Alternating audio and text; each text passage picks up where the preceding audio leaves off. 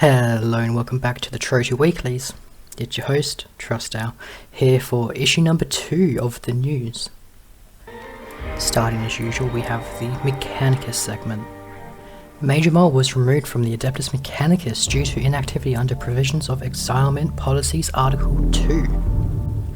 The Adeptus Mechanicus election has concluded. The results are as follow. For Fabricator General, Darnaf got 8 votes. Pius got 5 votes, and Herman got 1 vote. For Scutarius, Ricecole got 13 votes. So for the next Mechanicus government, we will have Darnaf as the Fabricator General and Ricecole as Scutarius. Pius was appointed as Ambassador Secretary, however due to a technical issue, they have been put out of commission for the time being, which means Darnaf shall be doing international business until Pius may return. Now, to conclude the Mechanicus segment, there was a mass that occurred during the week. There, Flanks, one of our newest fellow Culture Machine followers, joined us to share some kind words. Now, to the week abroad. Last Saturday, when the first issue was released, some extra news came to light which I will be covering now. First up, President Claudio releases the Chesapeake Development Records. This contains information about each building, such as who built it, managed it, and designed it. Unfortunately, this only dates back to the creation of the Second Chesapeake Federation, however this is still a great amount of knowledge which is being preserved. The Ministries Act has been approved within Danzig. The key points of the Act are as follows. The Stadtholder may create ministries and appoint individuals as ministers. These ministers have the power of the Stadtholder relating to their ministry department.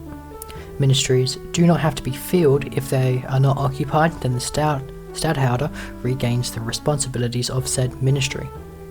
Shortly after, Phil Strangeman was appointed to the Ministry of Foreign Affairs. Unfortunately, the wedding between Rentonai and Danrik has been delayed with no set date as of yet. Now, on to Sunday.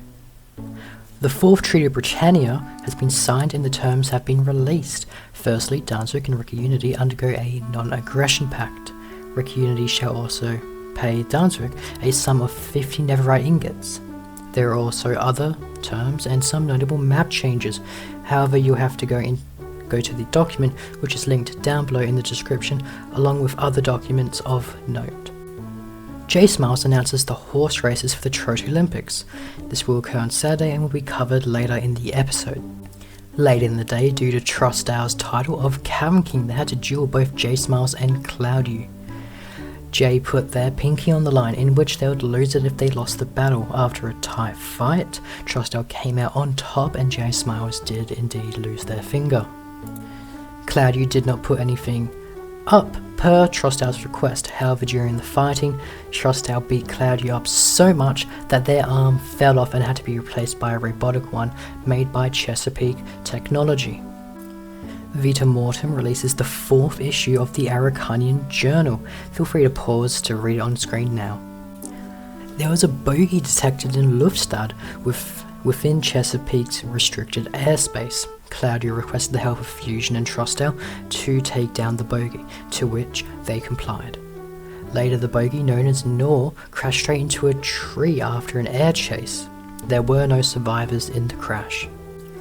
Squashy Fawn has been found. They were hiding out in a bunker near the International Court, whilst their clone was attempting to end their life. Shortly after the clone attempted to walk through the nether portal, however, tripped, fell, and proceeded to die due to brain trauma. Squashy Fawn has been returned to their post at the International Court, where it shall now continue its status of not being used ever. Now, on to Monday. After Squashy Fawn's return, Claudio has gifted the airplane that was flying overhead the International Court to Squashy Fawn. Squashy Fawn also declared any deals or contracts signed recently by their clone would become invalid and non-binding. Hellish has finished the Laudemere Chapel in Cineville. They are yet to move the necessary literature and altars, however once they do, the chapel will become public. Bambus announces 2 new pieces of legislation that has been passed into law for Danzig. First is the Honoragantum Act. This in essence legalizes branches of the military and standardizes many aspects. Next is the Public Works Act. In essence, this allows citizens to request a budget and materials from the central government for any public project they wish to partake in. Documents will be in the description as per usual. Now, on to Tuesday. Baldric Highstead has fallen ill. This seems to be an unknown illness. No further information has been shared. Kraus was declared as the Wanabab of Wanababa. However, just 5 hours later, they passed on this title to Andy Crack before resigning from Wanababa. The Order of the Highstead Rangers have been leased land in Darswick, where their administrative work will be done. J Smiles opens the Dice District. It is currently looking to sell plots in its marketplace. It is located south of Spawn, and if you wish to open a shop in this district, be sure to contact Jay. Flanks has declared Bruv to have risen from the ashes. For some context, Bruv is a small city-state near Pala, which is a self-proclaimed anarchist state. Now, on to Wednesday.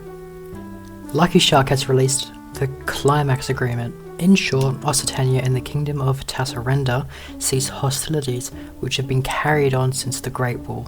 Also, Occitania must pay 6 Neverite ingots in reparations. The International Court has been reopened and the statue of the International Court has been released. It is on screen now if you wish to read it. Now, on to Thursday. It would seem something is happening in Ricky Unity based off these 2 message posts by individuals within it, although I have no further information on the matter. Nothing of note occurred on Friday, so we shall skip straight to Saturday. Chesapeake won the horse races in the Trotu Olympics. Beleriand came second in these races. The scoreboard is now as follows: Adeptus Mechanicus 5 points, Chesapeake 3 points, Beleriand 2 points, Ricky Unity 1 point. Akros is the newest nation in Trotu. They are an underwater nation which claims absolute neutrality. They have received many compliments for their nation's beauty.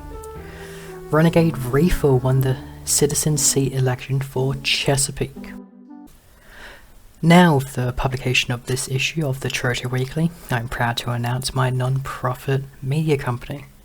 Our only cause is to produce media which will be shared with the wider populace of Trotu.